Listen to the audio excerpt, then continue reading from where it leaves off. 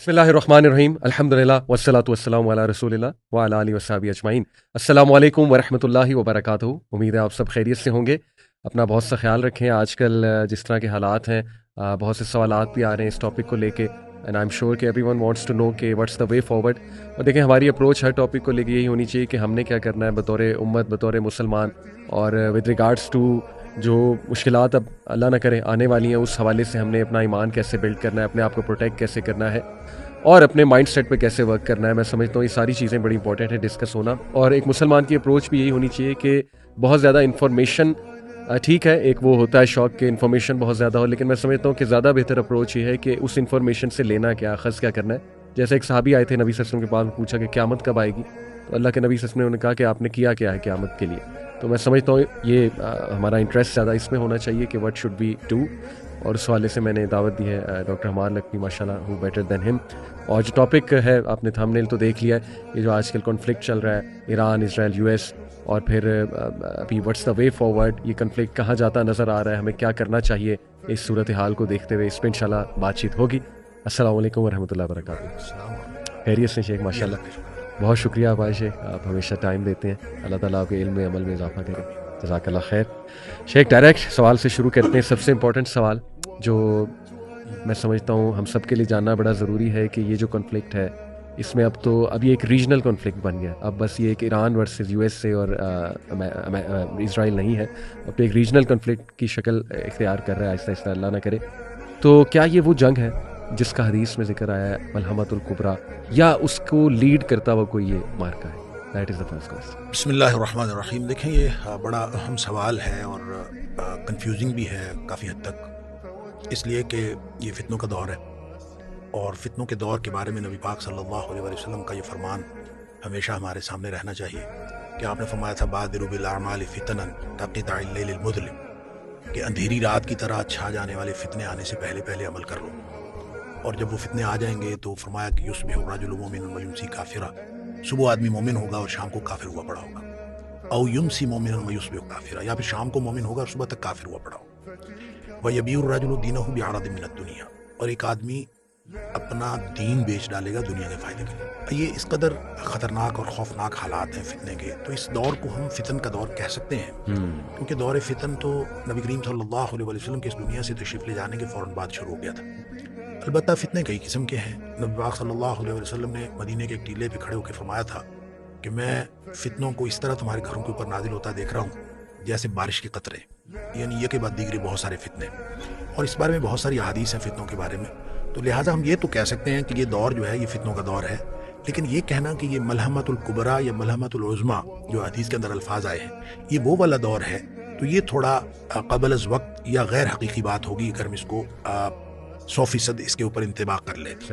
उसकी वजह यह है कि नबी करीम सल्लल्लाहु अलैहि वसल्लम ने जो सीक्वेंस ऑफ एविडेंस जो एक वाक़यात का जो आपने एक सीक्वेंस बताया है, उसमें वो इस तरह से नहीं है कि पहले लड़ाइयाँ होंगी फिर उसके बाद कोई और चीज़ होगी, बल्कि ऐसे लगता है कि वो जो मलहमतुल उज़्मा है या मलहमतुल कुबरा है, उस चेन में सबसे पहले महदी का ज़हूर है। अच्छा। और महदी के ज़हूर से पहले के भी कुछ हालात हैं। अब हम ये कह सकते हैं कि आजकल के जो हालात बन रहे हैं ये महदी के ज़हूर के हालात बन रहे हैं। और उसमें महदी के ज़हूर के हालात में जो सबसे बड़ी बात है वो ये कि उस वक्त जो दुनिया जुल्म से भर चुकी होगी, जब महदी आएंगे तो वो फिर आके उसको अदल से भर देंगे। अब जो इमाम महदी के बारे में बहुत सारे लोगों का ख्याल, एक तो यानी मुख्तलिफ मकातब फ़िक्र का इसके बारे में मुख्तलिफ नुक्ता नज़र है। बाज़ लोगों ने तो वैसे इनकार कर दिया कि महदी नाम की कोई शख्सियत आनी भी है, लेकिन सही बात यह है कि कोई 50 के करीब अहादीस हैं और उनमें से बाज़ अहादीस ज़ईफ़ भी हैं, लेकिन बाज़ सहीहैन की रिवायात के अंदर नाम लिए बगैर नबी पाक सल्लल्लाहु अलैहि वसल्लम ने किसी शख्स के आने की पेशीनगोई फरमाई है, और वो वही रिवायात हैं और वही निशानियाँ हैं जो दीगर अहादीस के अंदर, जो हसन दर्जे की अहादीस हैं उसके अंदर इमाम महदी की हैं। लिहाजा इसके बारे में ये मुसलमानों का एक यानी जमहूर का अकीदा है और मुत्तफ़क़ अलैह अकीदा है कि एक शख्स ने आना है, लेकिन उस शख्स ने जब आना है तो उसने इसलिए नहीं आना कि हम हाथ पे हाथ धर के बैठे रहें और जब वो आएगा तो फिर उस वक्त हमारी किस्मत बदल जाएगी, ऐसा नहीं। उन्होंने तो आके एक कंट्रीब्यूट करना है जो हालात होंगे उन हालात के अंदर, और वो हालात क्या होंगे, वो बहरहाल लड़ाइयों के हालात होंगे, اس کی وجہ یہ ہے کہ نبی کریم صلی اللہ علیہ وسلم نے جو نشانیاں بتائی ہیں وہ ہر لڑائیوں کی ہیں، لیکن ملحمۃ العظمیٰ جو ہوگی یا ملحمۃ الکبریٰ جس کو فرمایا وہ مہدی کے ظہور کے بعد کی بات ہے، اس سے پہلے کی بات نہیں ہے۔ پہلے بھی لڑائیاں ہوں گی، اور ان لڑائیوں کے بارے میں مثلاً یہ خراسان کے 80 جھنڈوں کی بات ہے کہ وہ ایک لشکر یہاں سے جائے گا اور وہ دھنس جائے گا۔ اب یہ دھنس جانے کی بات ایک تو یہ ہے کہ مہدی کی سے پہلے یہ جائیں گے یا مہدی کے بعد جائیں گے۔ البتہ جو مہدی کے دور میں جن جھنڈوں کے یعنی جس لشکر کے دھنس جانے کا ذکر ہے وہ تو مہدی کے مقابلے میں جائے گا، لیکن یہ 80 جھنڈوں والا جو لشکر ہے یہ کس مقصد کے لیے جائے گا، اس کا مقصد حدیث کے اندر کلیئر نہیں ہے۔ یعنی لوگوں نے ان دونوں حدیث کو جوڑا ہوا ہے اور لوگ سمجھتے ہیں کہ یہ شاید یہ خراسان سے یہ مہدی کی حمایت کے لیے جائیں گے۔ یہ ضروری نہیں ہے، بلکہ یہ ممکن ہے کہ اس جیسے میں نے پہلے عرض کیا کہ چین آف ایونٹس میں یہ شاید اس سے پہلے ہے، سیکوینس میں یہ پہلے ہے اور مہدی کا ظہور بعد میں ہے۔ لیکن وہ جو جس لشکر کا دھنس جانا ہے وہ بہرحال وہ بعد میں ہے۔ لیکن یہ جو 80 جھنڈوں والا ہے اس کو اس کے ساتھ آپ ملا سکتے ہیں کہ نبی کریم صلی اللہ علیہ وسلم فرمایا کہ تم رومیوں کے ساتھ مل کے جنگ کرو۔ اس کا مطلب ہے ایلائز جو ہوں رومی ہوں گے۔ رومی اس وقت کی سلطنت روما تھی، اب آپ اس کو سلطنت روما کے ساتھ ملائیں تو کیا علاقائی طور پر ہم ملا سکتے ہیں؟ تو علاقائی طور پر ملائیں تو وہ تو قسطنطنیہ ہے یا وہ ترکی والے ہیں، لیکن جب آپ کو کہا گیا کہ تم ہو اور رومیوں کے ساتھ مل کر لڑو گے تو اس کا مطلب ہے کہ تم اور رومی دو الگ الگ چیزیں ہیں۔ تو جب الگ الگ چیزیں ہیں تو اس کا مطلب ہے کرسچنز ہوں گے، تو کرسچنز کے ساتھ مل کر نبی پاک صلی اللہ علیہ وسلم کی حدیث کا جو اگلا حصہ ہے وہ اس کی کنفرمیشن بھی کرتا ہے کہ کرسچنز کے ساتھ مل کر تم لڑو گے، اس کا نتیجہ یہ ہوگا کہ اللہ تعالیٰ تمہیں کامیابی دے گا، تمہارا کوئی مشترکہ مقصد ہوگا۔ لیکن جب تم جیت جاؤ گے تو اس وقت کوئی شخص نعرہ لگائے گا کہ صلیب جیت گئی۔ تو جب انہوں نے یہ نعرہ لگانا ہے کہ صلیب جیت گئی تو اس وقت کسی مسلمان کو جو جوش آئے گا اور وہ صلیب کو توڑ دے گا، وہاں سے یہ لڑائی شروع ہو جائے گی مسلمانوں کی اور عیسائیوں کی آپس میں۔ اچھا، یہ والی لڑائی کا جو ماحول ہے، اس ماحول کے اندر مہدی کا ظہور ہوگا، یہ بات تو سمجھ میں آتی ہے۔ اب جب مہدی کا ظہور ہے وہ ظاہر ہے وہ عرب میں ہوگا، اور وہ نبی پاک صلی اللہ علیہ وسلم کی حدیث کے مطابق وہ مکہ مکرمہ کے اندر علماء کا ایک اجتماع ہوگا، قیادت کا فقدان ہوگا، اور ایک نشانی یہ بھی ہے، ایک تو یہ فرمایا کہ ظلم و جور سے دنیا بھری ہوئی ہوگی جس کو وہ عدل سے بھر دے گا آ کے۔ دوسری نشانی یہ ہے کہ ایک کوئی خلیفہ کی موت ہوگی اور اس کے بعد جانشینی کا جھگڑا ہوگا اور 3 شہزادے آپس میں لڑیں گے، اور وہ جو 3 شہزادوں کی جنگ ہوگی وہ تینوں خلیفہ کے بیٹے ہوں گے، یعنی مختلف ہر ایک کا باپ خلیفہ رہا ہوگا، سابق خلیفہ ہوگا۔ اب ان کی آپس میں جنگ ہوگی، قیادت کا فقدان ہوگا، اور ایسی صورتحال میں لوگوں کی نگاہ جو ہے وہ ایک ایسے شخص پر پڑے گی جس کا نام محمد بن عبداللہ ہوگا، اور وہ حسنی ہوگا، نبی پاک صلی اللہ علیہ وسلم کے نواسا جو حسن رضی اللہ تعالیٰ عنہ ان کی اولاد میں سے ہوگا، اور وہ اس کا ظہور ہوگا۔ اس کا مطلب یہ ہے کہ اس سے پہلے وہ نارمل آدمی ہوگا، ایسا نہیں ہے کہ وہ اس سے پہلے کوئی نعوذ باللہ فسق و فجور میں مبتلا ہوگا یا کوئی اس طرح کا آدمی ہوگا، نہیں ہوگا، وہ نیک آدمی اور پڑھا لکھا اور عالم دین ہوگا۔ اچھا، پڑھا لکھا ہوگا، عالم دین ہوگا، لیکن نارمل آدمی ہوگا، کوئی بہت زیادہ باصلاحیت نہیں ہوگا کہ وہ پرومیننٹ ہو، ایسا بہت پرومیننٹ آدمی نہیں ہوگا۔ لیکن اس وقت جب لوگ جو ہے اس کی بیعت کرنے کے لیے مدینہ منورہ پہنچیں گے تو وہ مدینہ منورہ سے مکہ مکرمہ آ جائے گا، لوگ اس کے پیچھے مکہ مکرمہ آئیں گے، اور وہاں مکہ مکرمہ میں اس وقت جا لیں گے جس وقت وہ ملتزم سے چمٹا ہوا ہوگا، اور اس وقت اس کے ساتھ مجھ سے ساتھ گفتگو شنید ہوگی، اور اس کو کہیں گے کہ آپ امت کی قیادت فرمائیں۔ وہ کہے گا کہ میں نے قیادت نہیں کرنی، وہ انکار کرے گا، اور جب سارے علماء اس کو مجبور کریں گے تو پھر وہ کہے گا کہ میں نے بیعت لینی ہے تو جہاد پر لینی ہے، قتال پر۔